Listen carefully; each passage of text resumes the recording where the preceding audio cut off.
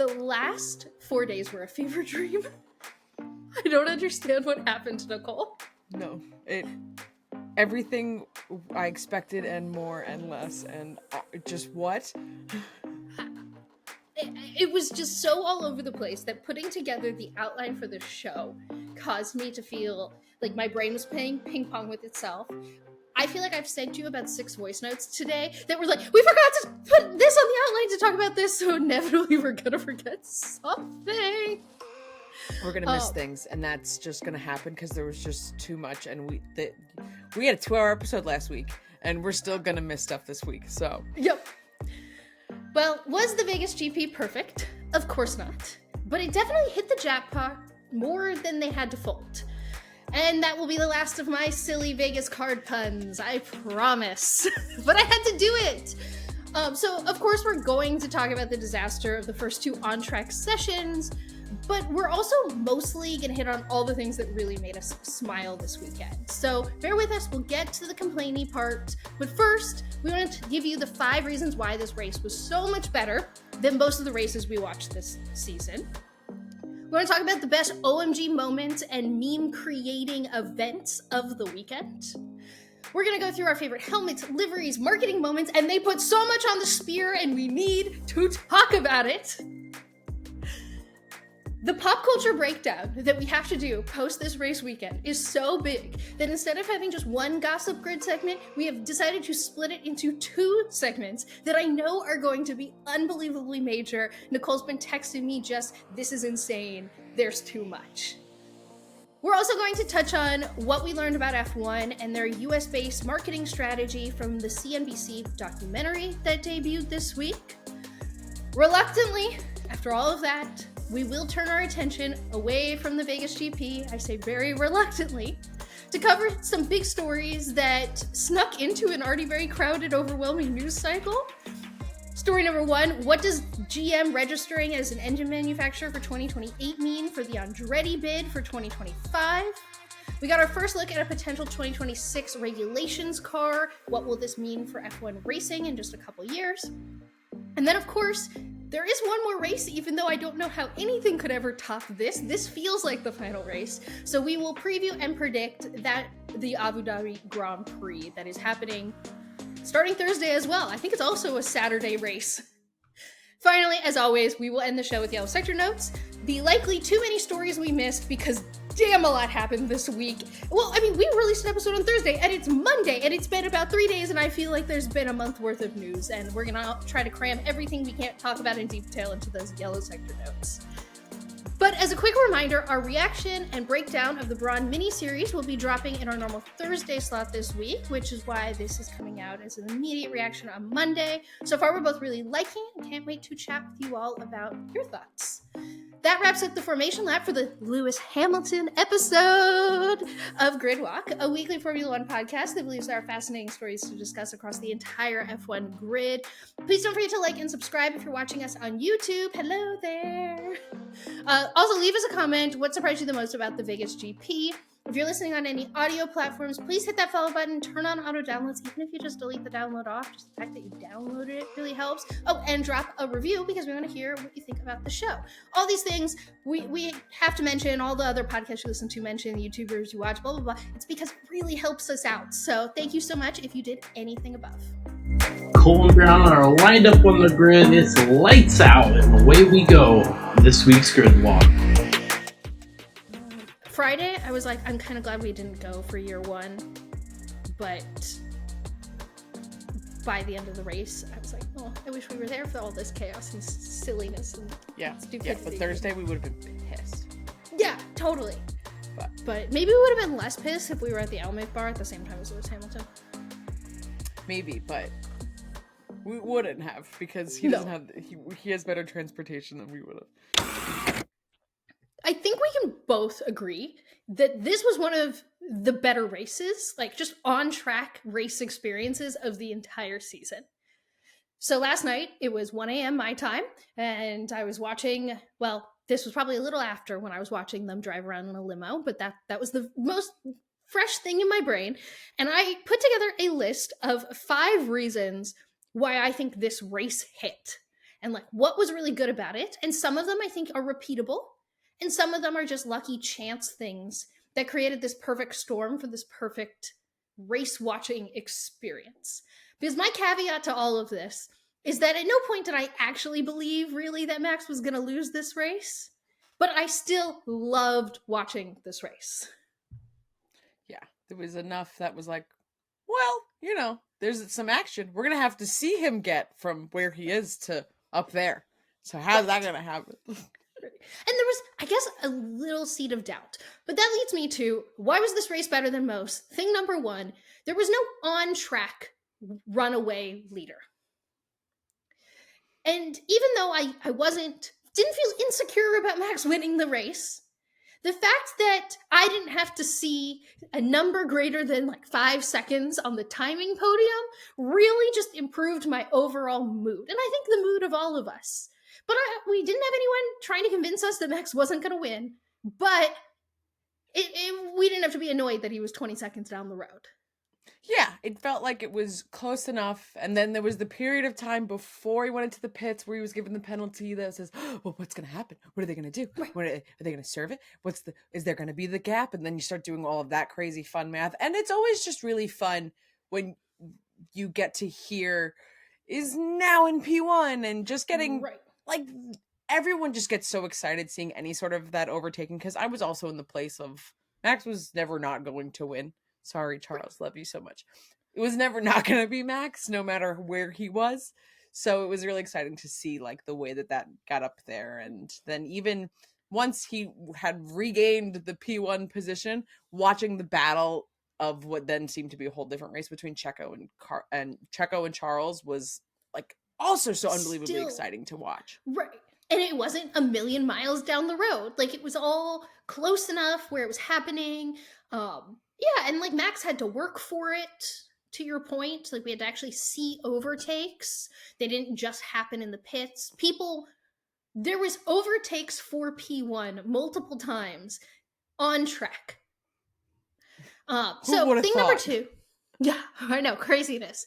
And by the way, these 5 things like of why this race was better than most is in no particular order right now. But thing number 2 is drivers were out of place because qualifying was weird. Like this will always create a more exciting race when you have faster cars behind slower cars and they need to work to pass them. So you had Lewis and Checo and Carlos further back than they should have been, having to work their way through the pack, through the Haas, through the Williams. Like I think we knew their pace was faster than those cars, but that is going to create strategy differences and it's going to create on-track action in general. And there were definitely exciting overtakes that weren't just DRS overtakes because these drivers at the back were trying to get up to the front as quickly as humanly possible. They were like, I need to get creative here with these overtakes. So drivers being out of place because of quali is not something that's replicable. Like we don't want them to force that to happen. Like I'm not sitting here like arguing in favor of a reverse grid or something silly. But when it does happen, it should create a better race than most races. And we had that here. Yeah, you got a situation like Esteban Ocon, who starts like way in the back and then it's just like zooming all the way, like really has to work his way up. And that's just beautiful racing and so fantastic to see. Reason number 3 why this race was actually better than most is that even from the start, even before the chaos and all the safety cars, there were split strategies. There were people on hards, there were people on mediums, there were people who got into accidents and were forced on different strategies. The safety car came at weird times, and basically it meant that everyone was on these different strategies and they all had to converge at the end. And you didn't know what was going to work. So instead of watching a race where everyone starts on mediums and then everyone moves to hards and that's the race, because there are split strategies and there's this sense of unknown and people pitting at different times and not knowing what's going to work out, there's still that seed of doubt of like, well, what if Ferrari got it right and Red Bull got it wrong? Like, what if this driver gets it right? Like Lewis's race was ruined because of the puncture, but he was on a completely alternate strategy that was really exciting up until that point. So there was so many split strategy options that teams took. Yeah, and one of the most exciting pieces is like that big question mark, especially in a brand new circuit like that. And given the lack of data, I mean, for all the reasons that is so incredibly annoying that we didn't have from earlier in the start of the weekend, but going into the race with like a little bit of less knowledge and slightly more, again, when you have the relatively even playing field and that level of knowledge, it's great. It's like, will the hard tires be the decision? Will they last? Will drivers be able to manage it? And given the weather and how cold it was and everyone's bundled before the race, now you've got to go warm up some tires. Absolutely, really set up for some great strategy. Okay, I'm going to agree with Max Verstappen here because point number 4 is something that you and I preach all the time. When there is no sprint, the race is better. Because what happens with the sprint, if you haven't heard this rant from one of us yet, is all the drivers go out there, they do a mini race, then everyone knows absolutely everything. We can perfectly simulate the race the next day. Both the teams can because they know exactly how the tires are going to react, and we can because we see exactly the pace of everyone, and then it just happens. So it all goes back to this level of uncertainty. Not having the sprint race means that I had no idea what was going to happen in the race today. Even though I am one of the biggest nerds and I sit there and I look at all the free practice lap times, not having the sprint race means I don't 100% know what's going to happen. Even though I've looked at every single lap time and compared them all to every other driver, it doesn't matter. It's still an unknown. And having that unknown after 2 races on 2 the last 3 races have all been great circuits, but we've had 2 sprint races on Brazil and Coda, which I think everyone would say are 2 of some of the best tracks on the entire F1 calendar. But those races fell flat compared to this one because we went into Sunday knowing exactly what was going to happen, and then that's what happened. And that's boring. So the fact that Vegas wasn't a sprint race really helped this race. Which probably means that eventually they'll turn it into a sprint race because for some reason they think, how's it gonna be better and make fans happy, especially now, sprint race. And just Vegas seems like the city most aligned with what F1 thinks a sprint race means.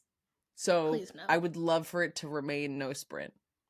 I would love every single race on the grid to be no sprint for this reason. The more unknowns we have going into Sunday, the better we're going to all collectively enjoy the race F1.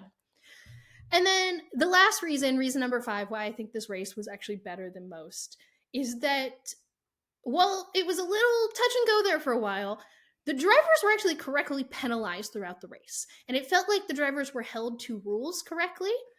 And this is everything from George Russell to Max Verstappen to even the fact that they got track limits in very quickly. So whether or not you agree with the decisions, I personally felt like the FIA stewards decided to come and do their jobs today.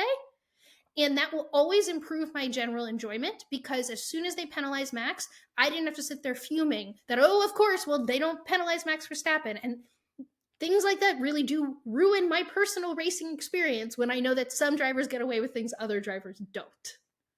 Big shout out to the speed of the decision making. Like, I felt like it was efficient and effective, and then was able to affect the race in real time. So it wasn't like we were just waiting for a bunch of meetings in the steward's office after and actually getting to see like proper refereeing. It's great. Yeah, always great. So this race was a lot of fun to watch. The track actually ended up being a ton of fun. And I think the convergence of these 5 things mixed in with like a well-timed safety car, of course, is going to help things. And something you've said, which is just general lack of knowledge from the teams going into this. And really the cold helped. It worked out to be, this is the jackpot of the weekend. This is the best possible outcome. The fact that everything else aside, the 2 hours I spent watching this F1 race were a ton of fun. So much happened this week. So we decided we put together podiums of things that happened this week that I still genuinely can't believe actually happened this week. Because while they were happening, I was like, what is going on? And after they happened, I'm still left with did that actually happen? So this is the did that actually happen podium of the weekend. I'm sure there's 100 things that could end up on this, and I'm sure there are things you're going to say that I'm going to be like, oh, that should be on my podium, and vice versa. But really, the goal here is to just be able to talk about 6 things that we're both like, I can't believe that actually happened. Exactly.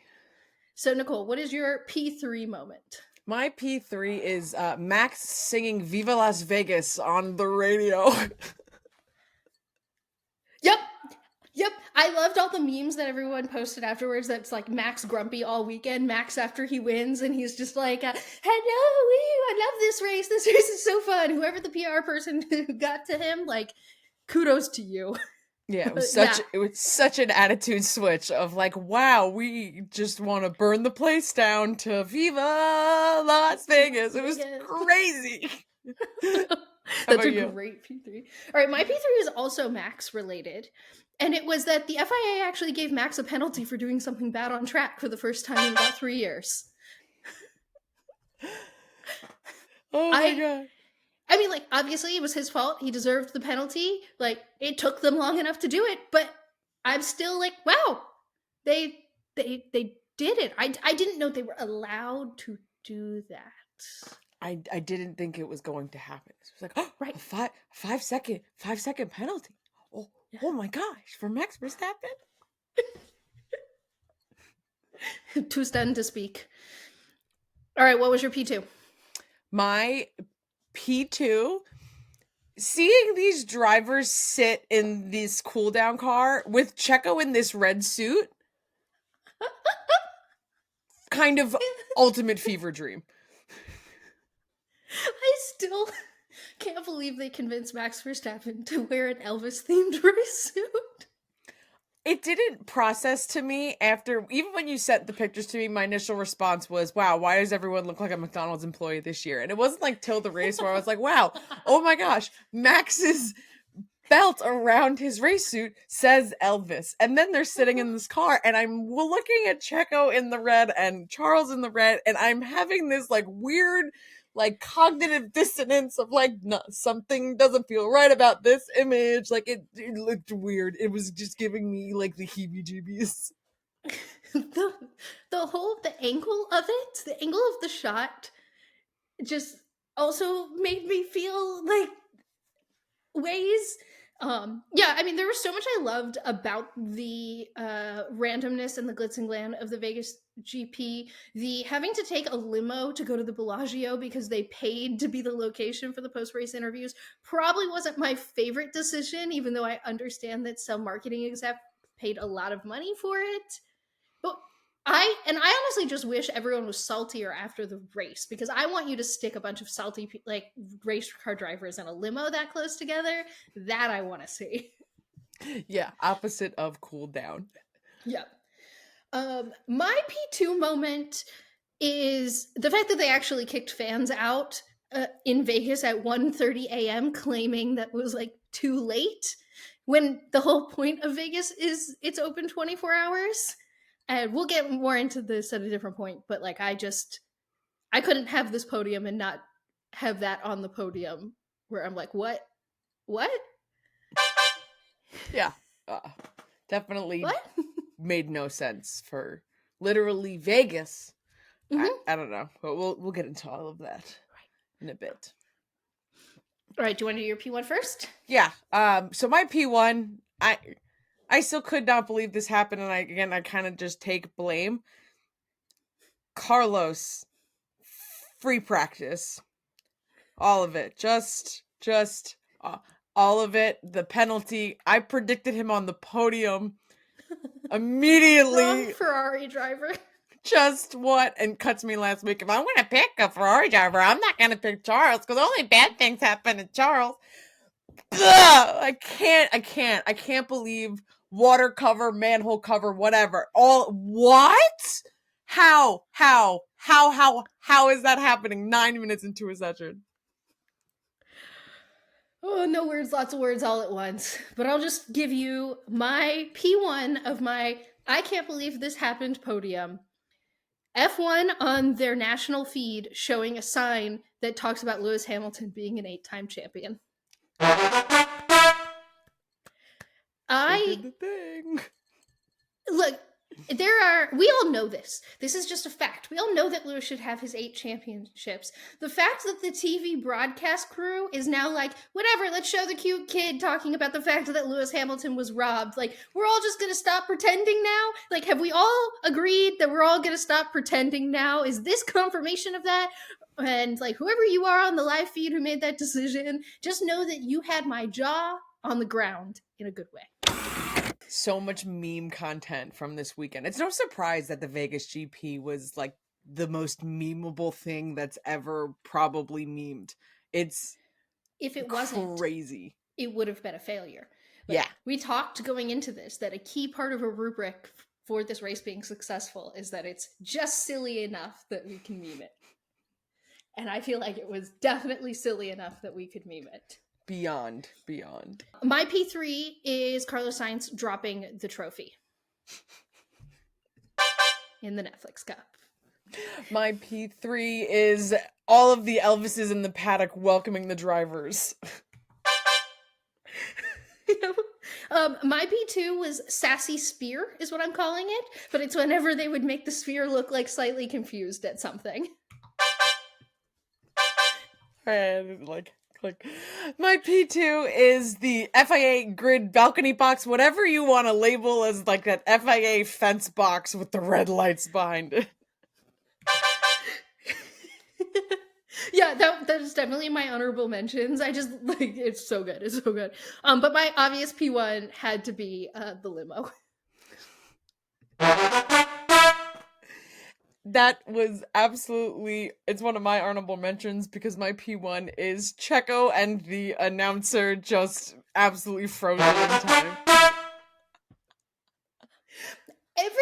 I felt like 16 of the 20 drivers didn't know what to do, and it felt like all 16 of them chose a different option when they didn't know what to do, and Checo's was the best. It was the best of the options. Alex Albon just kept walking. Logan's like, just go to that car. Just go to that car. Just go to that car. And Checo's like, this man will tell me what to do after he's done screaming my name in my face. Logan? I'm pretty sure Logan is a Capricorn, and if he's not, that is the most Capricorn moment that any person could have. Like, did you not listen? You go right there, Alex. Like, Vegas had a lot of moments that were like an unbelievable dumpster fire. And I think I don't want to say okay with it, because I'm not okay with it. I'm not okay with a lot of the response and how things went down. But as I had said in my superlatives video, I expected a lot of this to happen. So part of me feels like, yeah, of course this was the first. With so much hype and buildup for the Las Vegas GP that they've been talking about for such a long time, you mean there's going to be an unbelievable mess up at free practice? The first one? Yeah, that sounds about on brand and correct.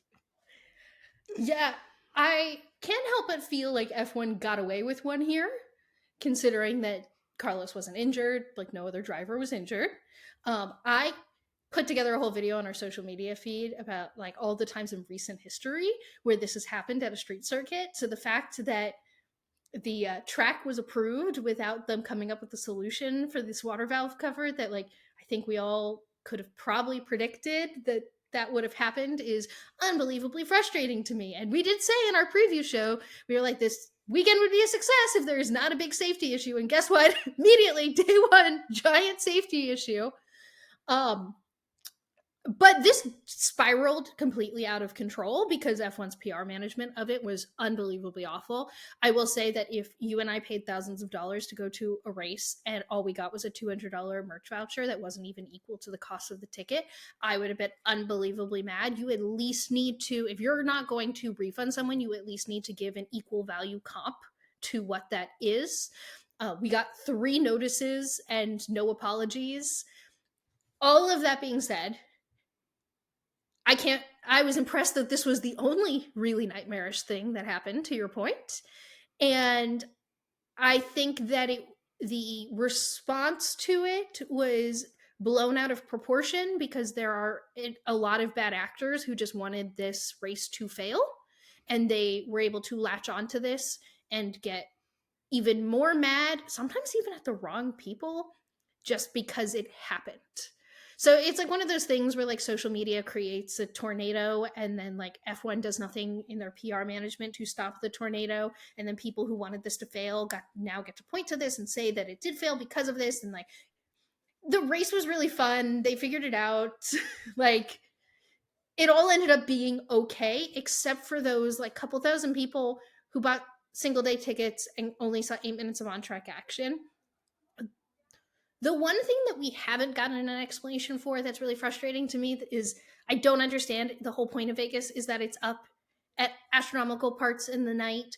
If they actually ran the session at midnight like they were supposed to, the earliest people were going to get home is 2 a.m. anyway. So if it's really logistics in Vegas, a city that purposely never sleeps, like that part, I still don't understand why they had to send police to clear out fans and the fans couldn't watch FP2 who waited. And it doesn't matter how many things I read that say logistics, I still don't understand it, and I need someone to tell me what happened. But I don't even have the energy to be mad about it. Like, yeah, of course the FIA track inspection didn't do a good job. Like, what are we talking about? Of course. Yeah, I think the one piece that I'm like trying to find reasoning in is my belief. This is my like armchair expert theory on as to like why the like pushing of the fans out had to happen, was that like they were just so unbelievably understaffed that when they were about to hit like the legal limit, it's kind of like when you're waiting for a plane that's getting delayed and then suddenly your entire pilot and the, like flight crew staff have to be like all restaffed because they're about to hit like that 12-hour clock mark, and they just didn't have enough people that were running transportation and security and everything like that. So they literally just had to send everybody home because they didn't have enough people to cover that next bit. But that's a good theory. But it also almost like doesn't make any sense because you just like pre-practice 2 was, going to be ending so much later, and it was just seems like there should have been ways that this was covered, and my best pick could have been that they were not prepared with the staff to cover people staying there longer. But I don't think that's an excuse when you're doing a race in a city like Vegas where you're purposely doing these races in the evening at these time points because it's Vegas. Then you be prepared for that, because there's no excuse for what people were charging and already this experience being so like misbalanced that anyone should miss a session, let alone FP1 gets, canceled after 9 minutes, that people, especially like us, who we were so excited about, like, oh my gosh, Vegas GP, this is great. I'd be so mad if we missed free practice. We went there, we missed 2 free practice sessions, we'd be fuming. Class action lawsuit is very fitting. It's really great. F1's response was very disheartening to me, that it wasn't like any sort of like apology, and it was a lot of excuses. And there's just certain ways that you handle this type of thing. So I think for anyone that has been there this week, I don't know if they'll be able to change their perception of their experience of this race. But as someone that was not there, I feel that there can be a lot of lessons learned from these unbelievable hiccups and mess ups that will make a better F1 Grand Prix in the future for when I do go. Because I think there's, as we've discussed, too much of an investment for this to continue to be such an unbelievable dumpster fire. The people who are there, like, you are well within your right to be really pissed off about this and to be really annoyed. But it's, it will constantly baffle me that F1 at this point does a lot of street circuits, have done a lot of new street circuits. And it seems like the first year at every street circuit has, they forget that these are rocket ships that have insane downforce and that will bring things up like this. So I'm just... It's a street. The street has street things. What do you mean? There's street things on the street that people... It's crazy. We only laugh every year that someone's job is to like weld down the potholes in Monaco for this reason. So it's but I'm super thankful that no one got hurt. Whether a fan and Carlos, like the fact that there was a hole at the bottom of the car and it didn't even hit him is a miracle. So in the end of all these shenanigans that could have happened, this was awful, but wasn't as awful as it could have been. I'm not stressed about the best liveries podium. I'm stressed about the fact that I don't like most of the liveries, so I had to put things on the podium, and I really just don't know if my Like, I really like my P1, and I don't know if my P2 and P3 are worthy of being on a podium. That's what's stressing me out about this. I feel so confident in these choices. I don't think I've ever done a podium so fast. So that's like really interesting that you and I are like in such different places for a podium, because I did this in maybe under a minute. I just don't love when I don't love all of my P3. Like, I don't think my P3, which I'll start with right now, I don't think I would normally put that on a podium for something like this. Mm-hmm. And my P3 is the Red Bull livery. Also my P3. Okay. I for a Red Bull livery, I liked it. I liked the whooshy lines. Like, it was fine. It was better than some of the other ones. I love the idea that a fan most likely made this on Canva. Like, I love that a fan made it. I also love that they definitely used Canva probably to do it. Mm-hmm. Like, or just a simple, dragging in Photoshop of like the neon, like every single Photoshop app has this. So it just gives me encouragement of like, I could do that. So maybe next year. And it just also leaned into the vibe. It was the Red Bull livery, good. I liked it more than their Coda one. So in the terms of like where it's falling in there, it's definitely my favorite ones of the fan made of the Red Bull series. Right. And I don't actually blame the fan for that. I just feel like Red Bull wants like the most basic design ever. But okay, so since I revealed both of our P3s, you start with your P2. So my P2 is the AlphaTauri livery.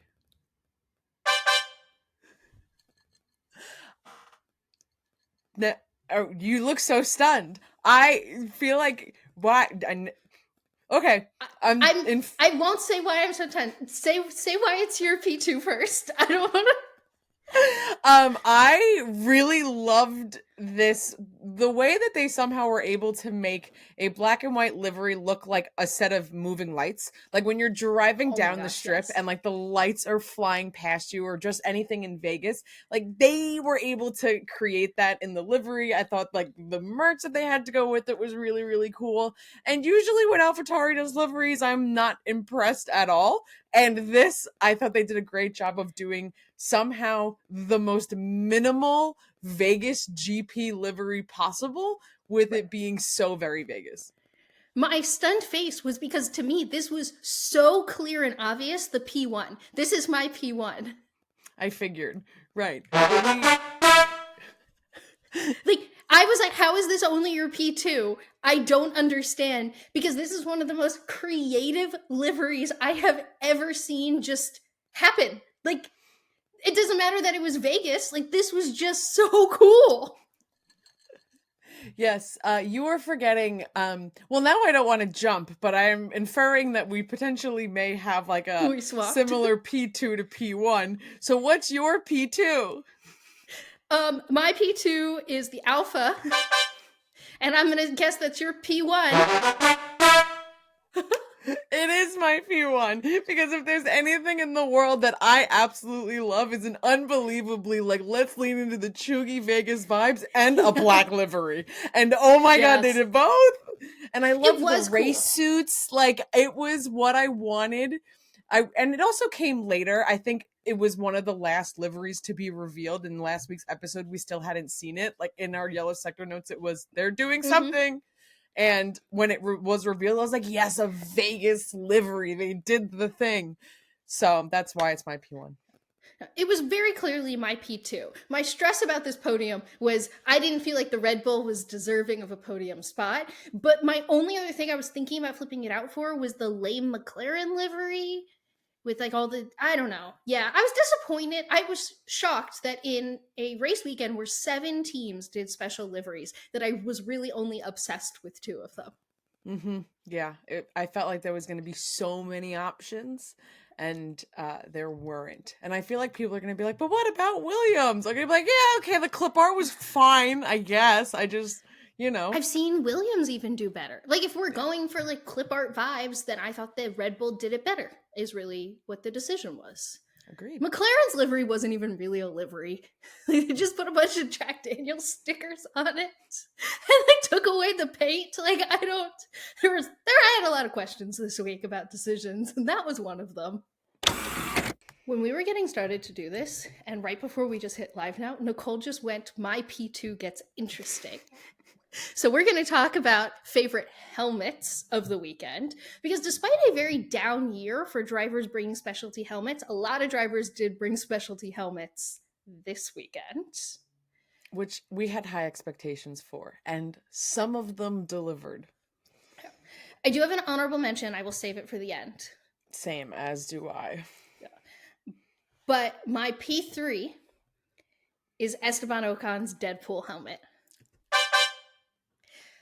While I loved that this exists, they're just the P2 and P1 I squealed about more. I loved the marketing for this. I love that he was able to give it to Ryan Reynolds like we talked about in the last episode. I just love that Esteban loves Marvel and comics. But the helmet itself I thought was worthy of being on the podium, but only a P3. Fair. My P3 is Alex's Vegas sketch style helmet. I love that it kind of got the desert vibes and then the strip vibes. It also looked adorable. It's a great color, and Alex has just really great design helmets. He does, yeah. He always goes for like a busier option, but it's always fun busy, not like cluttered busy. Alex Albon, ever since he even had to work in the ugly Red Bull logo, has always known how to create a design around the sponsors, and I think that's such a talent for whoever him on his team or whoever on his team is good at laying that out and executing that vision. All right, this is where I know it's going to probably get controversial. But my P2 is very clearly Lance Stroll. I'm shocked it's only your P2. It was P1 for a while, but the P1 I think is much more deserving of P1. I am so obsessed with Lance's design in general. I love. So the fact that he just took his design and made it like neon in such a fun way, and the glowing bright green, I love it. I love it. There's nothing else to say except that I saw it, I loved it. And I know that it's not necessarily the most creative option, but I don't care because I would actually buy it. I think it's very rare that I see like a helmet design or a one-off special design that I'm like, I would want to put that on my shelf. And that's one of them. What was your P2? So my P2, breaking fourth wall, I will do my own sounders here because this is just, we're committing here. My P2 is glitter helmets. I won't pick. They're all so incredible. Their existence deserves to be on the podium. So I will not pick Fernando, Valtteri's space helmet, George's blue sparkle helmet, Checo's. Ferrari drivers get like 20% of it. Glitter helmets are always the vibe. Glitter helmets are always podium worthy. And oh my God, Vegas is the place to do it. So all of them. You're 100% right that I feel like at this point I'm so used to drivers to just putting glitter on things that I like I'm looking at the rest of it. But like George Russell just like making his helmet the glitter version of his helmet is freaking sick, and if I wasn't so used to it, probably would be on my podium. So I apologize for the lack of glitter mention on my podium because everything should just be glitter. They should never run their normal versions. Which is why all of the concept is my podium P2 because that just it should be always the default. The option should just be glitter. Okay, so I have a feeling here that both of us have the same P1, but I will say mine is very clearly Daniel Ricciardo. Is yours too? This is so unbelievably spicy. My P1 is Esteban Ocon's Deadpool helmet. Daniel Ricciardo is not on your podium when he literally had reflective strips, so when it goes under the light it looks cooler? What are you talking about? Miss Daniel Ricciardo herself? Like, I know you love this. Oh my gosh. I do love this. It is my honorable mention because here's the thing. Daniel Ricciardo should have had a one-off design for this race. I love any opportunity for there to be like chrome and the SpongeBob memes and everything like that. And it is an absolutely beautiful helmet. But Daniel Ricciardo not having a specific Vegas standalone, the man that 6 years ago wanted a race in Vegas doesn't have a Vegas specific themed helmet. I loved it, but like, why? How is there not a shoey bar on his helmet? Well, I mean, for starters, I don't think he realized he was racing in Vegas until recently, and I think it's hard to pull together but I also I have this unbelievably hot take that I really think Daniel Ricciardo had no interest in racing in Vegas. I think he said this thing 6 years ago, and everyone wanted to bring it up all race weekend. And every time he was asked about it, he seemed kind of grumpy. So I don't know if he already knows he's getting the Red Bull seat and he needs to take on Max Verstappen's personality up front already. But he was so admittedly not Daniel Ricciardo giddy in every interview this week and grumpy whenever anyone brought up him wanting to race in Vegas. So my hot take is I don't think Daniel Ricciardo actually cares about racing in Vegas at all. Well, I think everyone was blaming him come Thursday night, Friday morning. People were like, well, thanks, Danny Rick. That's the reason why you're here. You love America so much. I saw a lot of ugly discourse like that. So I needed more glitter. So it's not my P1 because I wanted more from him. And Ocon is my P1 because legitimately flashback to our episode of having a That's So Raven moment of Esteban Ocon doing a Deadpool helmet, and he did it. So that manifestation deserves a P1 for me. Hey, podcast listeners. Gossip Grid here, your guide to F1's paddock elites. Hello, everyone. Welcome back to Gossip Grid. And oh my gosh, I think it is potentially the most anticipated Gossip Grid of the entire year.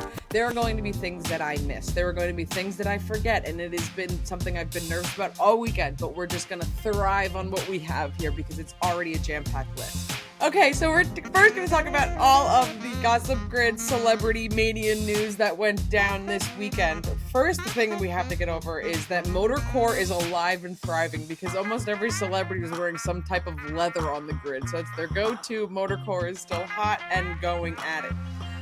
The Netflix Cup happened. We talked about it in last week's episode, but Bert Kreischer and Marshawn Lynch were reacting to F1 driver fits. They were basically roasting all of them, especially Pierre. They really, really went for it. And then they got to what used to be my favorite Lewis Hamilton fit, his glitter fit from Miami. And Bert just says, you can't deny this guy's a legend. He just knows better than I do. And you know what? Same. Me too. And that's everything that's correct. At the opening ceremonies, Marshmello walked the red carpet, even though it was actually a black carpet, but everyone kept calling it a red carpet. I just needed to say that, with Ferrari and Alpine. And oh my goodness, I can't believe I've gotten this far into Gossip without talking about Rihanna was at a race. Rihanna was there. Queen Rihanna. I gasped. My jaw hit the ground. It was great. It was beautiful. I could not believe that she was there. I mean, I can't believe for all of the reasons. It just felt like a long time coming. Finally at a race. She also attended the launch event, which was the night before. Excuse me. For A$AP Rocky's new Puma X and the F1 collection. He also had this insane next level arrival. Definitely look up him arriving covered in all of this smoke and in the car, and he's leaning out. It's definitely a big extravaganza. Tom Brady, I think, is Logan Sargent's dad. That's kind of what I've learned this weekend. Okay, not actually, but Tom Brady was supposed to be in Vegas, didn't end up going to Vegas, so he FaceTimed Logan before the race, wishing him good luck. And, Florida boy to Florida boy, but honestly, I think they're related. They look a lot alike. Do both have sketchy Florida connections? Not impossible. Terry Crews did a hot lap with Liam Lawson, and Liam Lawson put on 1,000 Miles by Vanessa Carlton before the hot lap began, so channeling white chicks in just the most iconic scene in cinema history. People's apparent sexiest man alive, because apparently no one told me that Pedro Pascal is only in my imagination. Patrick Dempsey gave Charles Leclerc the Pirelli Pole Award. Rob McElhenney and Caitlin Olsen, Alpine investor and Always Sunny's finest, had attended this year's race, which was basically expected since they announced their investment to Alpine over the summer. Valtteri Bottas helped give a haircut with the celebrity hairstylist in the middle of Casino Matthew Collins. David Beckham was filming Aston Martin pit stops, and David Beckham also hosted a party Saturday night with Shaq And Shaq then had his on-track interview that all led to Lewis Hamilton baby. So another incredible Shaq iconic moment where he's saying all that really needs to be said. Lupita Nyong'o was rocking the Chanel embroidered F1 shirt from the collection that was earlier this year, and so it was really had the perfect paddock fit for an F1 fan. Jameson Idris and Tommy Hilfiger visited the Mercedes garage. Dak Shepard, Nina Dobrev, and Shaun White were guests at the Alfa Romeo garage. Gordon Ramsay filmed a TikTok with Susie, who doesn't like store-bought pesto, and he also doesn't like store-bought pesto. Justin Bieber waved the checkered flag. And then there's like a mile-long list of celebrities that were also just there and like breathed the same air as all of the other drivers. And we could be here forever if we talked about Lisa Vanderpump, Usain Bolt, Lindsey Vonn, Axl Rose, Simone, Ashley, James Marsden, Paris Hilton, Heidi Klum, Rod Stewart, Stevie Aoki, Martin Garrix, Tara Dobin, Kylie Minogue, Brad Pitt, Anderson .Paak, and like everybody else that I also didn't mention who also performed at the opening ceremonies. It's just a lot, and we just don't have time. But we will wrap it up with the king of everything who just does it all correct and right. Lewis Hamilton's fits. Valentino from day one. This black cape option, I need this. The custom Bottega red fit for Quali. The custom Burberry glitter set. Are you kidding me? I didn't think he could outdo Miami, and he did it. Lewis, I need this outfit. I need it now. Give me the Burberry sparkle tracksuit. And how did you not continue to wear that out the rest of the night? Oh, because he also had a Valentino Vegas GP outfit that probably custom. It's Vegas. I'll put money on it. It's custom. When he went out clubbing with Diplo. So Lewis Hamilton just went above and beyond everything he ever needed to do. And just the king of everything in the paddock. And wow, I feel tired. I feel like I missed a whole bunch. And that's the Gossip Grid Celebrity Edition. That was really impressive. Thank you. You got so much information packed in there in like a really limited amount of time. Well, I have a 3, 2, and 1 and like 17 honorable mentions, but like, but I was able to pick, and it was really, really difficult. So what's your, all right, so F1 really did utilize the sphere, which we were hoping for and requested to do, and boy, oh boy, did they do it. It was the main character of the weekend. Yes, it definitely was a very prominent feature in every single shot everywhere. So best things that were put on the Vegas sphere throughout the weekend. What was your P3? My P3 was the super cool Aston Martin ad that started with the smoke and then the glass broke and it revealed the Aston Martin F1 car like through smoke. It really made use of the 3D effect that you could do with the sphere. Yes, definitely. All the team stuff was like super sick. What was your P3? My P3 is, I think just because it became such a hysterical photo, is when it was a Paramount Plus ad and you have SpongeBob and Patrick just going like... Sorry. No, it's okay. I accidentally clicked it. Keep talking. Paramount Plus ad with SpongeBob and Patrick going, ooh. Just it created the most incredible shot on the Ferrari account of, I believe it's Carlos Sainz driving, and you just have Patrick and SpongeBob like gigantic in the background. That was such a great job by Paramount. So much so that it's actually my P2. Because I loved that they could have put anything up there and they chose to do that shot of SpongeBob Patrick because they knew it was going to be memeable. It was great marketing.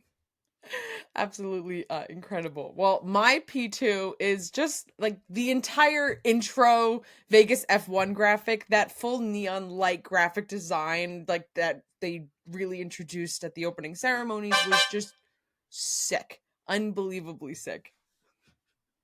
I agree. Yeah. I think that like there were 3 uses of the sphere this week. There was like marketing and sponsorship, and then there was like F1 using its graphics, and then there was the face, the like Spears emoji face.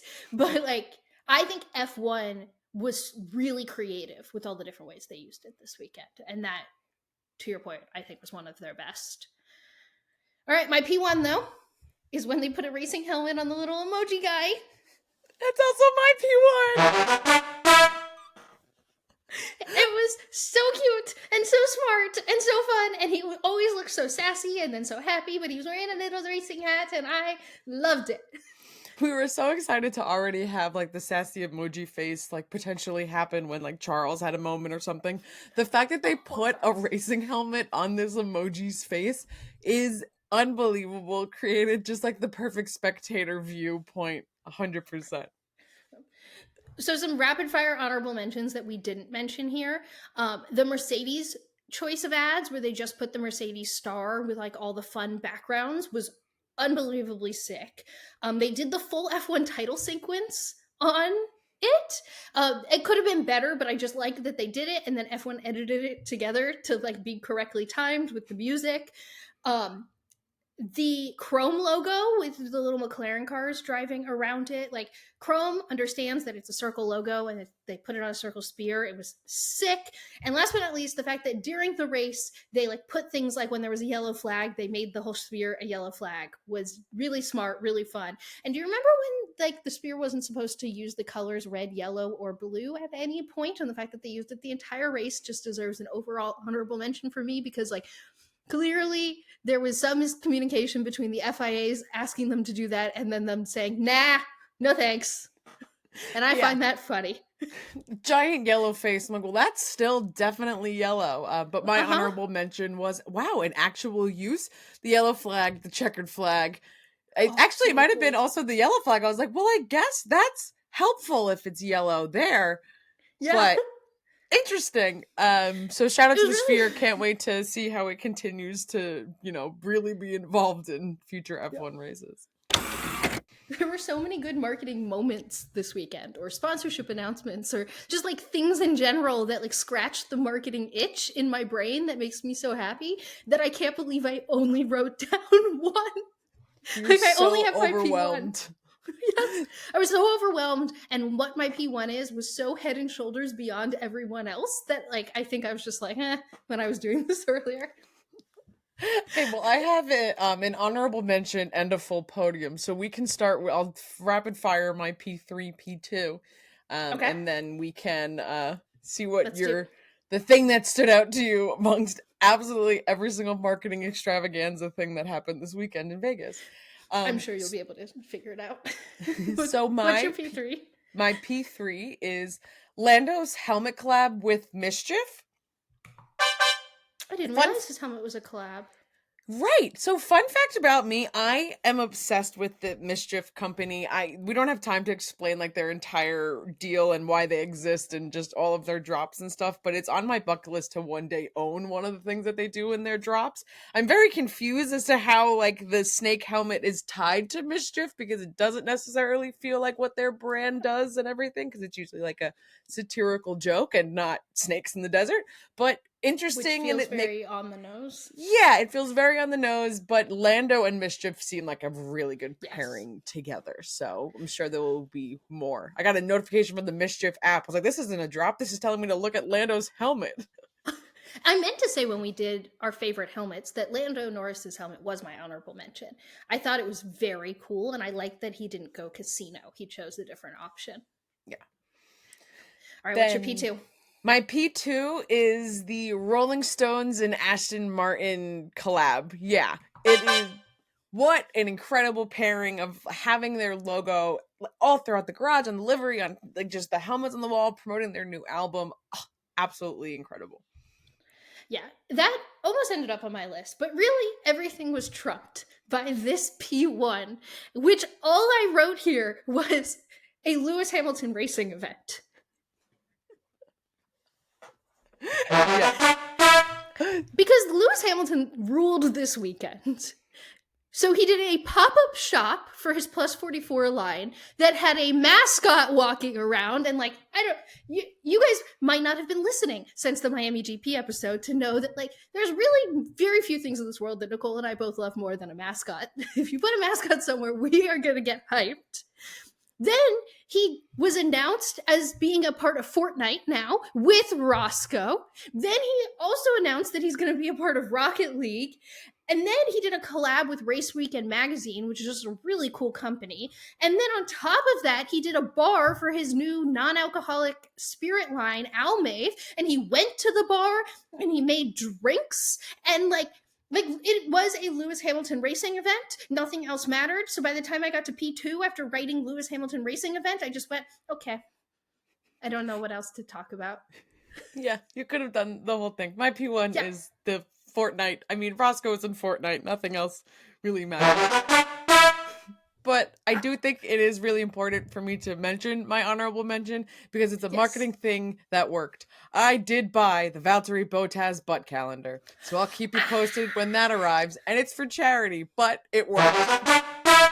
That was deserving of the P1, even though it was an honorable mention. I am so glad you bought this because, like, you are the target audience for this because of how much you love VB and you love silly marketing things. And, like, yes, 100% yes. I now need to come up with a new Alfa Romeo point for our Yellow Sector notes, but I don't care because I am so excited. And I know Nicole will do an unboxing when she gets it for social media. So at Gridwalk Show. Stay tuned to that. Hey, podcast listeners. Gossip Grid here, your guide to F1's paddock elites. Oh, we're back again. Some more Gossip Grid because we had to separate this into two segments because there's just so much stuff going on all the time in the world of F1 and pop culture, particularly for the Las Vegas GP. And tonight we're going to talk about kind of like the newsy area. Who's talking about F1? Where are we seeing F1 drivers doing F1 things? We talk in this episode about the CNBC documentary, so we don't need to talk about that here. The Braun docuseries, if you haven't started it already, we will be diving into it later this week, but it is so fun. It's so great. I love Keanu Reeves, and my dad's really enjoying it too. So Papa Cats is getting into Formula One. So lots of different news outlets were talking about everything that was happening in Vegas, particularly Thursday night. We were getting news articles with ABC News, Sports Illustrated, Yahoo News, AP News, CNBC was writing articles about it. Every single sports outlet you could think of had an article about it.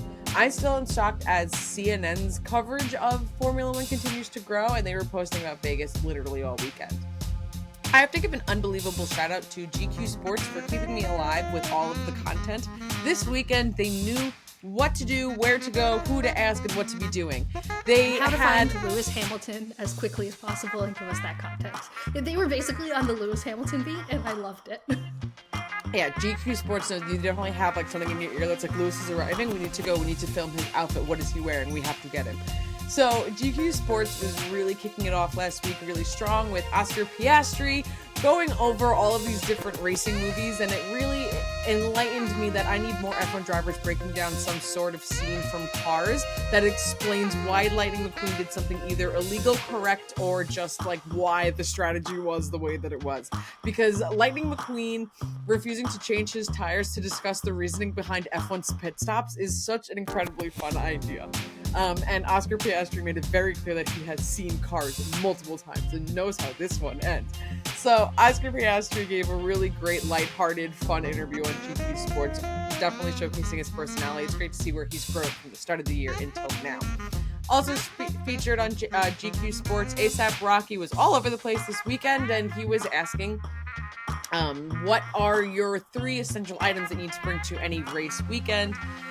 Chapstick, balaclava, which is like the face mask, and then he said what I just thought was like the biggest flex, the new himself, which is the newest addition to the whole culture and sport, and without him, it ain't lit no more. So A$AP Rocky needs to bring himself to every single F1 race, which was just such a great, unbelievable flex. Also, if you're curious on what it looks like to be driving on the F1 circuit in Vegas, GQ Sports filmed an entire POV video so you can be a driver, see exactly what that's like.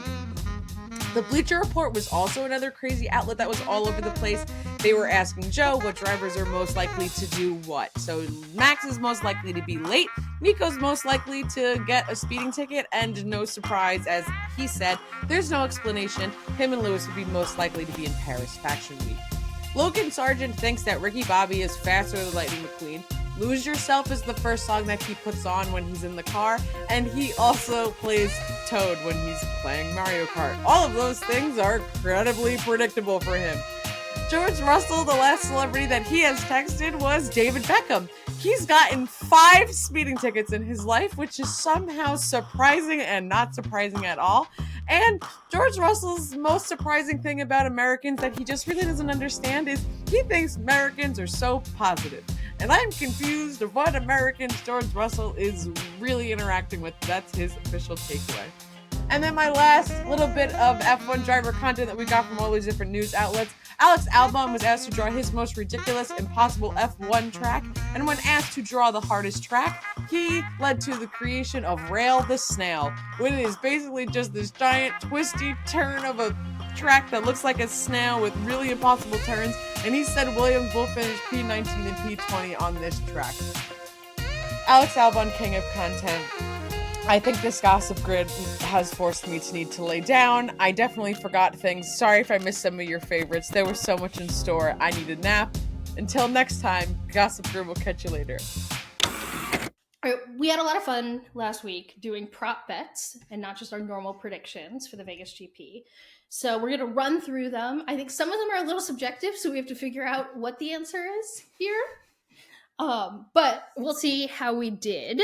So for starters, will the same driver win the Grand Prix and get on pole? I said yes. Nicole said no. Nicole was right because she predicted Charles the Ferrari. got pole. As soon as it happened, I was like, got him. Yep. I marked that as a positive on the prop bets on like before the race even happened. Friday, whatever like, day that was. Yeah.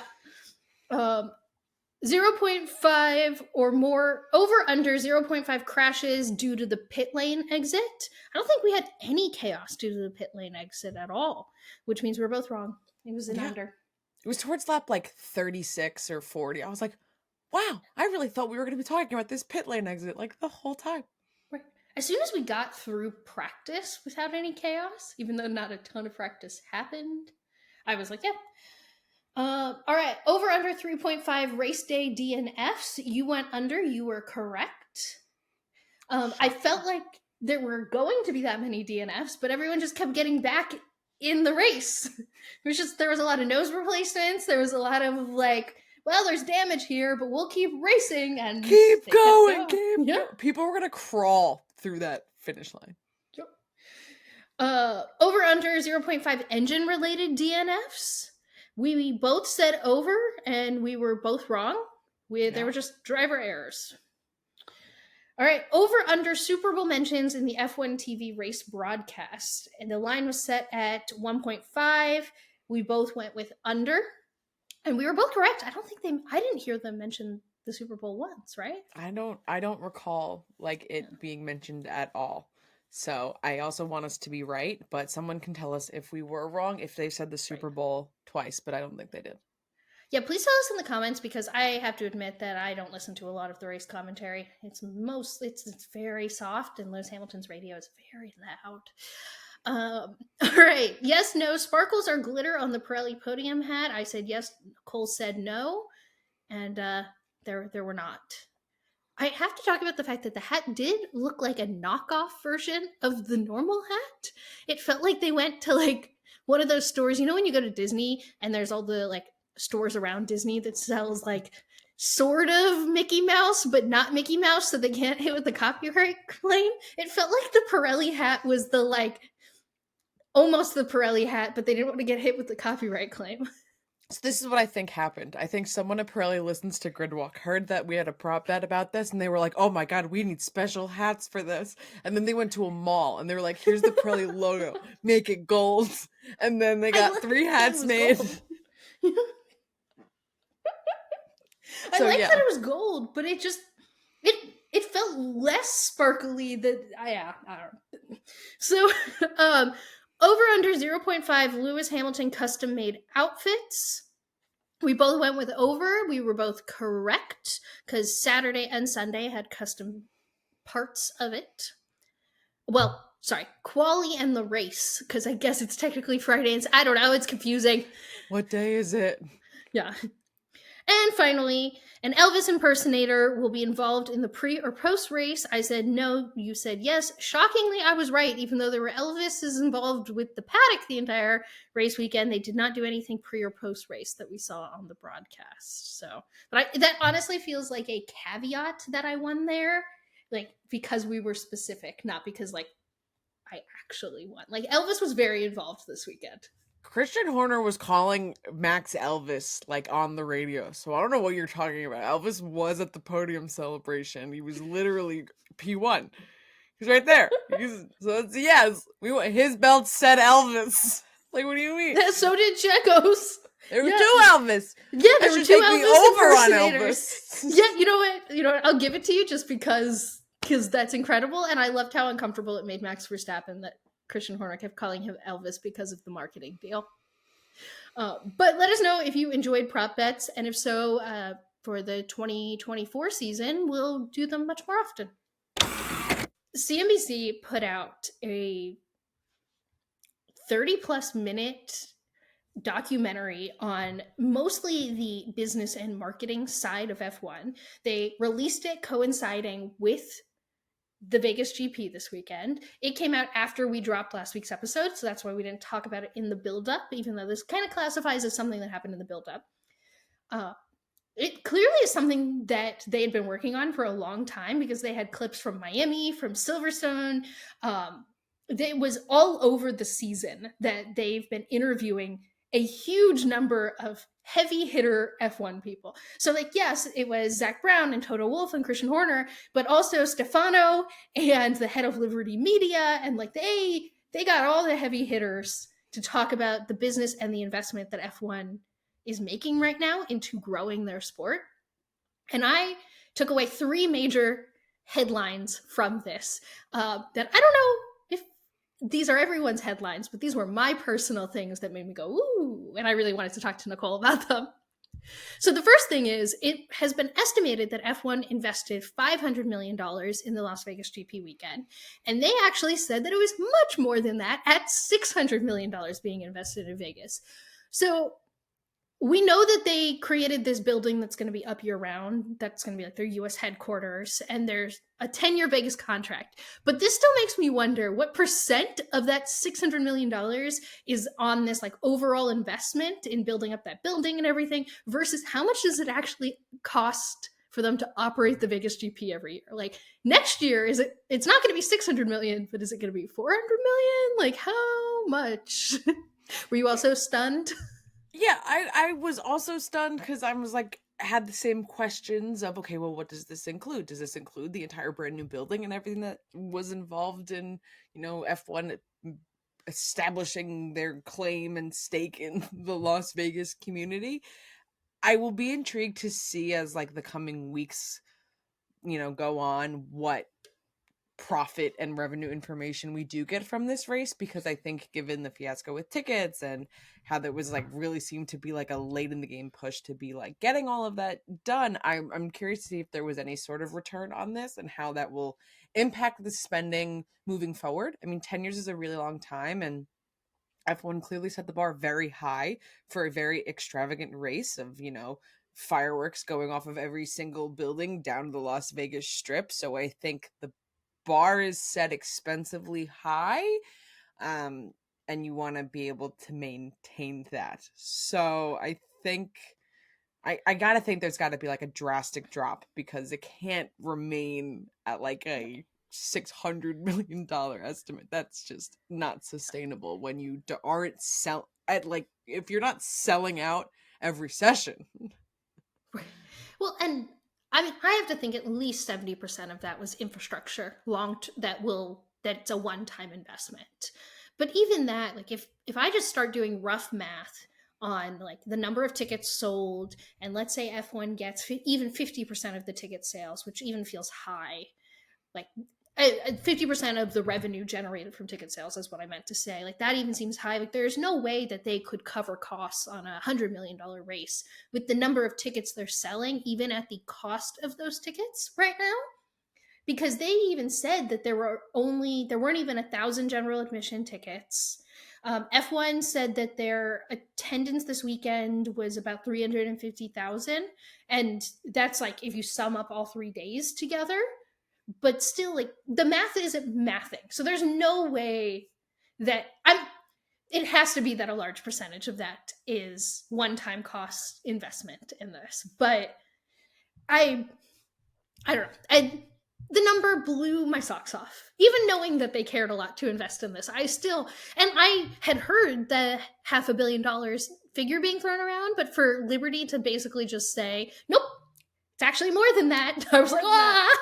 Plot twist! Actually, more. We love Vegas. We're going to be here for a while. Which is also why I think they're going to learn a lot from everything that happened this year, is because they have to. All right. Thing number 2. We heard rumors that there was a closed door meeting between Roger Goodell, who is the commissioner of the NFL, and all the team principals and major players in F1 at the Miami GP, I believe it was, earlier this year. Yeah. It was Miami or Coda. But it was a closed door meeting, and nothing said has gotten out. But Sarah Eisen, who hosted this whole show, got us a little bit, which is that Roger Goodell was explaining to them the NFL's policy, but which is that on Sunday they fight each other, but on Monday it's all about what in the NFL they call as the shield. So all the team owners and executives become a united front. And one, I was shocked that we finally heard a little bit of something that they were talking about.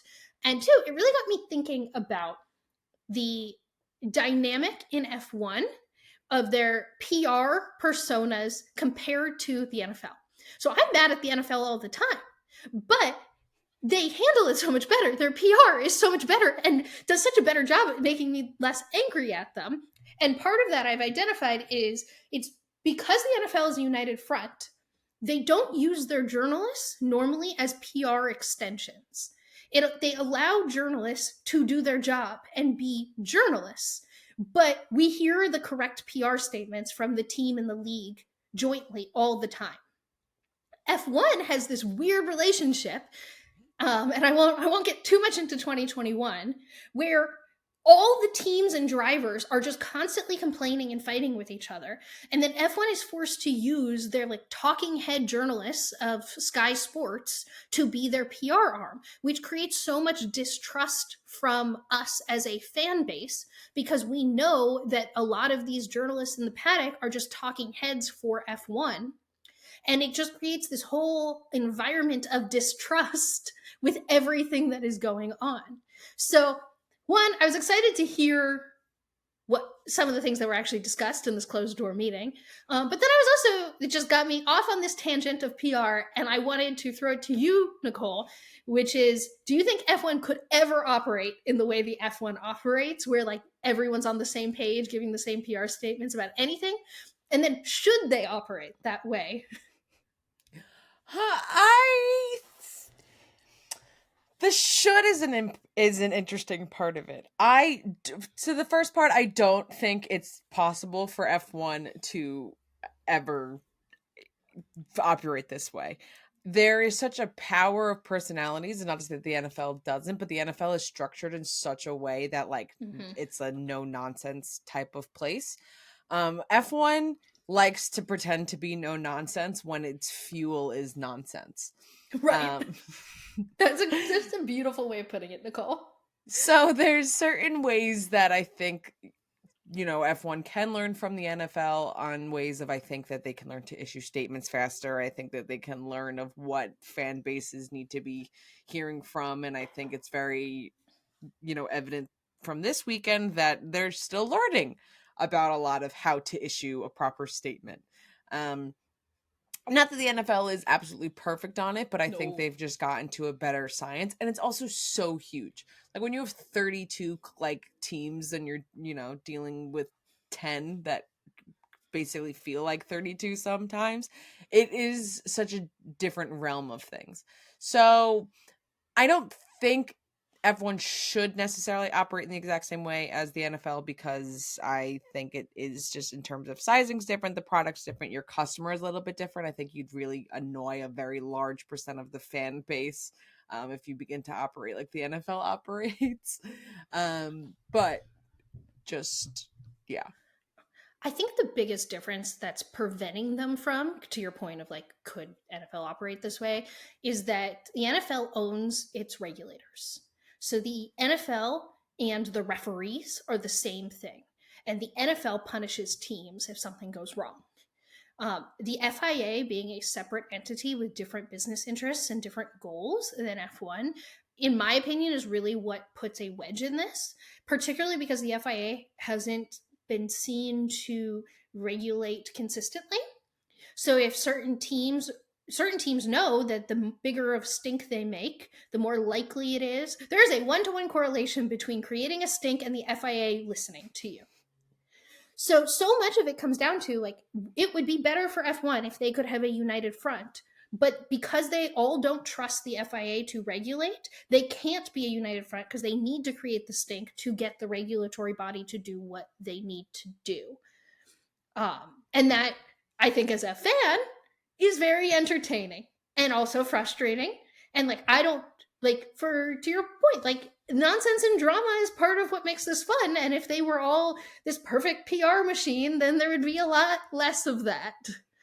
But I think it's going to be interesting to see if they can implement some of the practices, because I would love to see a journalist corps that feels freer to not be the PR machine for F1. Like, so whatever F1 can do to stop using its journalist arm as a PR arm and start being that for themselves, I think will be better for the sport. And Lewis Hamilton's an 8-time world champion. So the last big thing from the CNBC doc here that I wanted to talk about is, again, they reiterated the percentage of female fans. Their most up-to-date number is they think that 40% of female fans, 40% of F1 fans are female. This number puts them about on par with the numbers that the NFL, which says they're 48%, and the NBA, which says they're 42%. So it puts them on par or close to the big American sports leagues. I will give the caveat that they keep using this 40% number, but they're not telling me how they measure this or how they're coming up with that number. It could be a lot more, actually, and just based on, like, online discourse, it feels like a lot more, if I'm being completely frank. It feels at least closer to 50-50. I will always be happy that F1 understands that their financial opportunity is young, female, and diverse fans.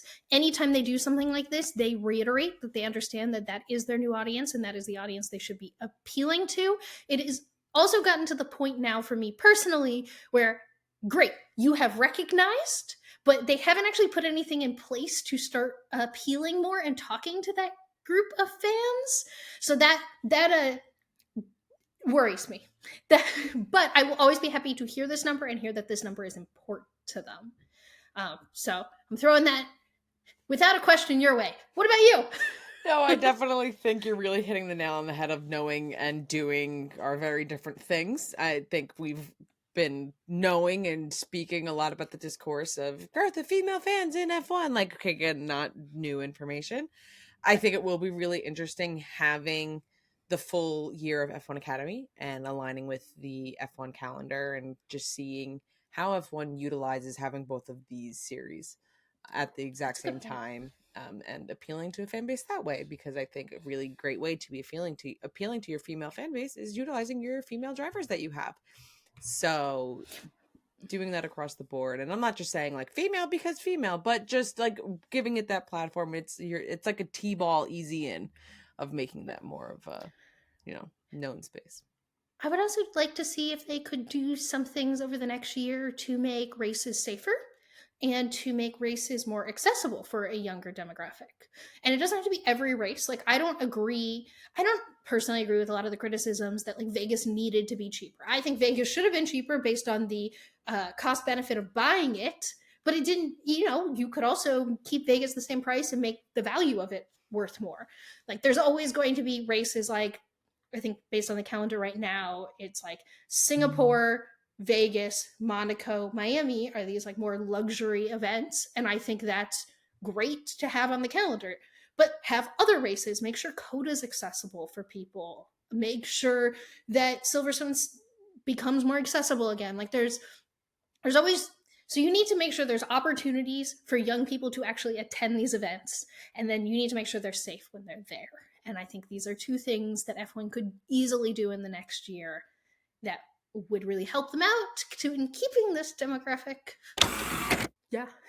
Vegas is too much, and they decided to drop more Andretti GM news on us. And we promised everyone in the Yellow Sector Notes last week that we would talk about it in this week's episode. And the reason we paused on talking about it is because it did feel like there was a good chance if if the Andretti team was going to get approved by Formula One management, it felt like this was the weekend to announce it. So we wanted to hold our breath, make it through Vegas GP week, see if there was actually more news to this before we talked about everything like GM, engine supplier, yada, yada, yada. But let me give everyone listening and myself a quick recap that I outlined because my brain hurts because of Vegas and they decided to give us this news on top of it. So, a quick reminder, the FIA has approved Andretti's bid to become a team for the 2025 F1 season. Yes, that is very soon from now for a team that has never done any F1 racing before, and they have to build up an entire engineering department and blah, blah, blah, all the things. Their bid was a joint bid with GM's brand Cadillac as a title sponsor. This is the last we've heard from GM or Cadillac in any official capacity was the announcement of this sponsorship deal. F1 doesn't want to approve this bid. If the FIA have announced they have approved it, F1's like, we're looking it over. And it doesn't seem like they're budging anytime soon. And the only quotes we've gotten recently is that they're looking at avenues for GM to join, but they don't necessarily care about a 10th team. GM spokesperson said they only want to join with Andretti, which is really the only time we've heard from anyone at GM. And then we got the news last Wednesday or Thursday that the FIA has approved an engine submission GM has made where they're upgrading their sponsorship Andretti to a full-on engine deal, but for 2028. So 3 years after Andretti would enter as a Alpine customer team in 2025. The FIA have approved this engine submission and they do not need any approval or notice or anything from Formula One management, which are the people they are trying to win over and get to approve the engine, the Andretti team without. So basically the FIA have done another thing that they don't need F1's approval for in hopes of getting F1's approval. I hope that recap was less frazzled out loud than it was in my brain because again, we didn't even attend the Vegas GP weekend and my brain is like mush. So why did FIA and Andretti take this new angle? And my options are, this is something F1 is asking for. Like F1 keeps saying that they will only approve Andretti if they provide value. So maybe a way the FIA and Andretti are trying to show and prove value is like, look, GM is actually going to become an engine manufacturer, which is something that will provide value. Having another engine manufacturer will provide value. They also could just be doing it because it's another way for the FIA to do something without F1. They can just say, hey, we did something. So, Nicole, apologies for the frantic introduction that took way too long. Why do you think this even happened? Like, why do you think we got here? Everything I think is just a poke of like, F1, look now. Look at this. Look at this offer. Can you look at this? So I think it's a combination of the FIA being like, well, we could do this. But also look, we're enhancing the package for you. Right. I'm still in the place where F1 is like, no, we don't want this. And, including GM as an engine supplier later on in the future is a way that some may see it being like a more lucrative deal. And F1 could be like, yay, engine supplier. I still think they're mostly in the place of like, no, please leave us alone. Leave us alone. No one asked you for this. But instead they were like, America, here's an announcement. Like, that's what it felt like. Yeah, I'm with you because I'm still so skeptical about this engine deal even being real. Because, well, 2028 is a really far way away. And actually, like, if GM is going to make a complete 180 and go from we're going to title sponsor you to we're going to make an engine that we've never made before, that will take a long time. But why haven't we heard from GM announcing this? Like, it all goes back to me, like, Ford is essentially sponsoring Red Bull's engine. And we got some of the biggest, most exciting announcements. Ford keeps making content about them joining F1 in 2026. It's like, you can tell that there is corporate investment because they're backing it with their marketing and PR messaging. Like, nothing that's happening on the GM side, no matter what new news we get around it, feels like it's actually coming from GM or Cadillac. So I'm skeptical of the whole thing. Like, the whole thing feels like the FIA and Andretti being like, could you just submit something for 2028? And like, you don't actually have to hold true to it by the time that comes. We're just trying to get on the grid. And them being like, yeah, sure, whatever, like, go do your thing. Like, whole thing makes me really skeptical. I think it is a positive sign that it seems like the FIA and Andretti are trying to do things to make the cave. Like, it seems like in they're a way giving that's into like lucrative. Yeah, like the way that would cause them to cave. Like last time, it just seemed like, well, we're going to announce that they're approved. It's like, okay, well, now they're announcing at least like, and things that could be better to the sport. Like having another engine manufacturer could maybe be better. It's not just like, here's another team, but still have a lot of concerns elsewhere. Yeah. It all goes back in my brain to why did the Andrettis think it was a good idea to shit talk everyone in F1 for about 18 months and now is confused when they won't get approval? Like the whole thing, this whole debacle feels confusing for my brain. And this engine announcement that doesn't come with an announcement from the giant, massive brand and company that would be investing like $500 million in building this engine, it just feels like another layer of weirdness on an already like weird, convoluted, like very Formula One story. And it's definitely far from over. But you know that I think Andretti just needed to be part of the Vegas narrative a little bit. So in line with, I can't believe they released this Vegas week because of course they did. There's too much going on. We got our first look at what seems to be the direction they're going for the 2026 new formula. They apparently showed all the technical directors in Mexico some of these mock-ups that AMUS put up on their website, along with a description of the different changes to the regulation.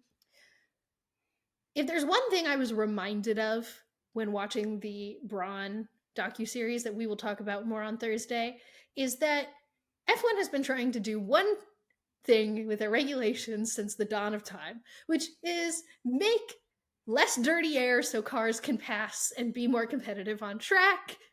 And when your car has that much downforce, it's just going to be a hard task. So it was interesting listening to them talk about, as I'm about to say, guess what? The goal of the 2026 regulations is to make on-track following and passing easier, like it always is.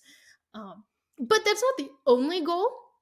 And caveat to all of this, like these regulations are completely in flux and in motion. So this is just, at this point, some of the things that AMUS has been able to figure out. So for starters, we're getting shorter cars by at least 27 meters, slimmer cars by about 10 centimeters, and lighter cars by about 20 to 30 kilograms, with apparently the goal of making them even lighter than that. A big complaint of drivers about this regulation set of cars is how much bigger and bulkier and hard to maneuver and hard to see over them, and just like they can't fling them through corners the way they want to because they're not as light as they used to be.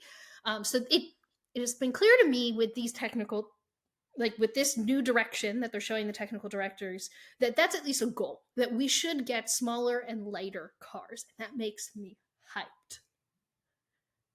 Yeah, I feel like that conversation comes up so much, particularly around one of our favorite races, Monaco, when people are discussing like what cars used to look like in the history of F1 cars and how they've just become like so huge and big, and it's really just not fit for a circuit like Monaco. So I'm excited to see that this could be like a option, that we could be getting like a lighter, slimmer version of cars that could, you know, make drivers want to like rip around turns and more than, or in a better way that they currently can do. But again, I'm trying to take this information with a grain of salt of how much this could change, and, you know, coming from a Google Translate position of it all. Which I did verify with other people on social media. There was other people translating this. It wasn't just Google, but yes. Right. Yeah, no, that's just name of our segment. It's an important caveat, though, that I don't speak German. I think it's also to your point of every technical directive is like reducing dirty air, and it's just like, okay, hearing that, I just can't wait to be like, wow, I can't wait for teams to be reading the regulations and then finding like what's not said in the regulations and like doing that one thing that's eventually going to become a rule that they can't do anymore. Yep. And like, that's just, it's such a cyclical thing. But that's what makes it exciting. And it's what is one of the best parts about F1 is that there are these regulations that you have these genius people reading through and finding out what they can and can't do with it. Right. I have to say that I think some of the frustrating things for me watching the last 2 years of the regulations is that there hasn't been a lot of that. And we know it's happening, but since there's been no like pinning Red Bull back, we haven't figured out any of Red Bull's tricks yet. It's been frustrating to watch. I want to see how they're skirting the regulations because that means they're doing a good job.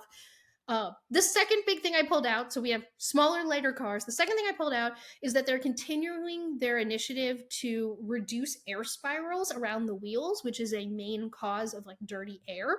So that's why we have the wheel covers now, but they're also looking to put even more guards around the wheels to prevent it. So just an interesting thing that they're doubling down on. Doubling down on from this regulation set to the next one. So we're not going to lose the wheel covers in any way. If anything, we're going to get more elements to prevent that kind of spirally air, the bad stuff for following. And then the third thing, which is interesting that I know people are probably going to run wild with, and I'm excited to see what all the smart people say about this, is that there's potential for more active aero elements beyond just the DRS flap. So DRS flaps is active aero because there's something actively changing within like when they're allowed to do it. So there's potential for more active aero elements. They're specifically looking at more in the rear wing and more in the front wing, but they're not limiting themselves to just those areas. So I don't think we're going to see like the active suspension per se of years past, but I like that they're not limiting the regulations or their way of thinking about the regulations to, we have DRS and that is now the only way we can use active aero. It seems like they're willing to consider more options, which would be fun. Offer more active aero. I love that idea. It's like that was one of the pieces that I was like most surprised of when like hearing these like potential drafts of regulations, because it just seems so fun that they wouldn't want to do it. So excited to and hope that stays true on here. I mean, we love DRS, so give us some more active aero options. We're here to talk about Abu Dhabi, and I can't how is Vegas not the end of the F1 season? This is unbelievable. There is no way that Abu Dhabi still has to happen. Everything will be a letdown from this point on. I have to agree with you there. And except when Nicole ends up in an ice bath at the start of our predictions next year, because I don't think there's even hope. I think you'd have to pick Sebastian Vettel for like every single pick, and for me to maybe win. And I don't even feel good about that. So, well, we do have to do some picks here to end this out, even though we're both kind of feel like this upcoming Abu Dhabi race is fake, not real. So who do you have for P2? My P2 is Lando Norris. I think he's coming back with a vengeance. I think he's like, I had a really awful week last week, and I'm gonna be back on the podium in Abu Dhabi. I think that's a good, reasonable call. I don't know how Lando Norris had like the worst weekend of all time this weekend. It just happened. I wish I had some good analysis, but he just had a bad weekend. I think that Sergio Perez is going to end his Red Bull career with a bang, and I think he's going to be P2. It's very fair, which is why I have Checo as my P3. I think that's really fair. I also think that the Ferrari is doing good things, and I'm going to have Carlos Sainz as my P3. Because Charles Leclerc having positive back-to-back races, brain no comprehend. So I'm going with the other Ferrari. I'm the problem for Ferrari. I can't pick them anymore. It's me. I literally, every time it's Ferrari.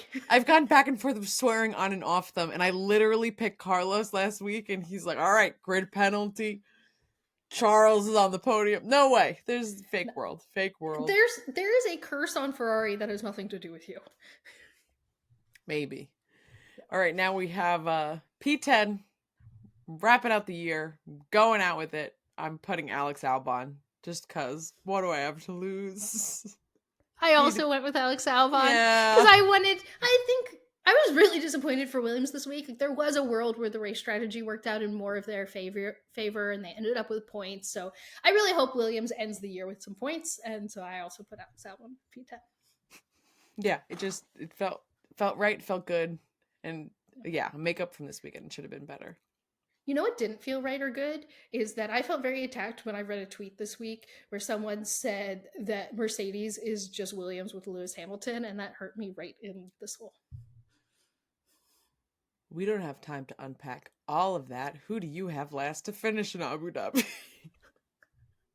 Nico Hülkenberg. And I kept it with King Rear End, Valtteri Bottas.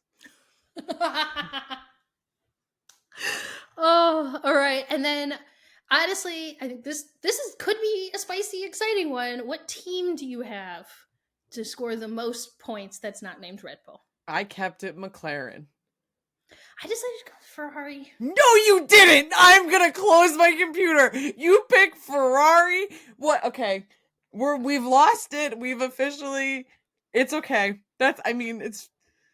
It's gonna be the week where I don't love Ferrari and like they're like, here you go, here's Brianna's all these points. Nicole, have so much fun in the ice bath.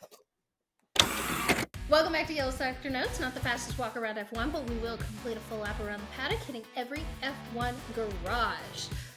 All right, Red Bull went hover speed racing in the desert. It also coincided with a ton of desert and Grand Canyon themed press that teams did before this, both Williams taking a helicopter and Haas visiting the Grand Canyon.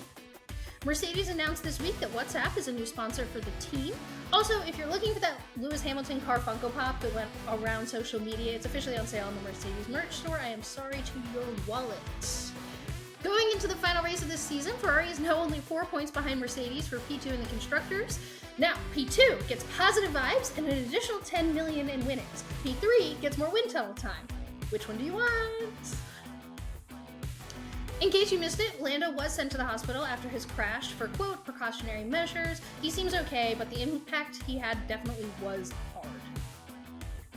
Aston Martin announced they sold a stake in their team to a private equity firm. That this sale values their team at an estimated £1 billion, which, by the way, is 1.2 billion US dollars. Reminder, Alpine's recent equity sale put the value at about 100 million US dollars.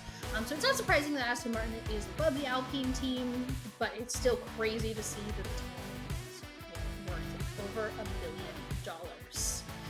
We really didn't get time in this episode this week to talk about two amazing comeback drives from two of our favorite drivers. Yes, I'm including Nicole in liking Lance Stroll just because she loves me. So Esteban Ocon and Lance Stroll ended up P4 and P5 from P16 and P19 respectively, both huge comeback drives that are definitely worth celebrating and mentioning and just highlighting and being like, yay, fun. Williams announced its 2024 F1 Academy driver. She has made a name for herself at the age of 17, racing in Extreme E and Rally, and she became the youngest American Rally Association champion in history as she won the open two-wheel drive class this past year. Valtteri Bottas dropped a 2024 calendar this weekend. Every month has a different photo of his butt. Nicole purchased it. Whether or not you have an interest in this or buying this, please go look at the marketing for it. They put out like studios as if they were in an art gallery revealing paintings, and it was incredible marketing. I'm obsessed. AlphaTauri still hasn't announced its new branding for 2024. I really thought it was going to be this weekend. Did they just all think that we forgot that two people are we're supposed to be buying title sponsorships? Like, are we ever going to get the news? Are they just going to be AlphaTauri next year? These are the questions I'm asking myself at this point in the season. And with the final race of the season comes the final chance for F1 teams to fulfill their rookie driver regulation requirement. As a reminder, both cars need to be replaced by a rookie at least once during an FP1 every season. If you are running a rookie driver, that doesn't count for you. So here are the 10 drivers that will be required to give up their cars in FP1 in Abu Dhabi because they haven't yet. Both Red Bull cars, Lewis Hamilton, Charles Leclerc, Fernando Alonso, Lando Norris, Esteban Ocon, Zhou Guanyu, Alex Albon, and Nico Hülkenberg, which means FP1 will be 50% Grand Prix drivers and 50% rookies. that is it for November 20th. Oh, that is the right day. That is the grid walk for November 20th, 2023 completed. I was thrown off because it's, this is coming out on a Monday, not a Thursday. How was my sector time today, Nicole, excusing that final blunder? Faster than FP1 ended, which that blunder was appropriate for FP1. Thank you, as always, to VoiceOver Man. Thank you to Vegas for really meeting, exceeding, and having all of the expectations expected. And our four-legged executive producers. If you're watching on YouTube, you're having a great hair day today. Wow, we look really great. Subscribe while you're here. Like the video. Leave us a comment saying what's your favorite bit of shenanigans from the Vegas GP weekend, because there's a long, long list. If you're an audio listener, don't forget to follow, turn on auto downloads. Again, auto downloads. You can auto download, super easy. It really, dopamine fix. You hit auto download, we receive dopamine. Rate, review the pod. All of these things really, really help other people find our podcast, and we really appreciate them. Join us for daily grid walks on all of your social media platforms. You can find us at Gridwalk Show on Instagram, TikTok, Twitter, and Threads. And we'll be back to walk the Formula One grid this Thursday with a Braun GP episode, and then we'll be back with the next Thursday, but this is coming out on a Monday, and it's a lot, and this is crazy, and it's Vegas, and it's so much, and we sincerely hope that you join us for all of this. But today did feel like waking up in Vegas, even though I was not in Vegas.